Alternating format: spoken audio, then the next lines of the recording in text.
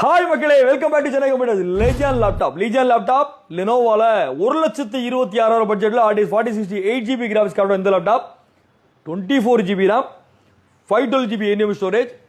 இதுல NVMe storage வந்து இன்னும் அப்கிரேட் பண்ண முடியும். ஒரு செமையான laptop, Windows original operating system with MS ஆஃபீஸோட இந்த லேப்டாப் 1,26,000 எங்கேயுமே வந்து ஸ்டாக் அவைலபிள் கிடையாது. நம்ம கிட்ட ஸ்டாக் இருக்கு.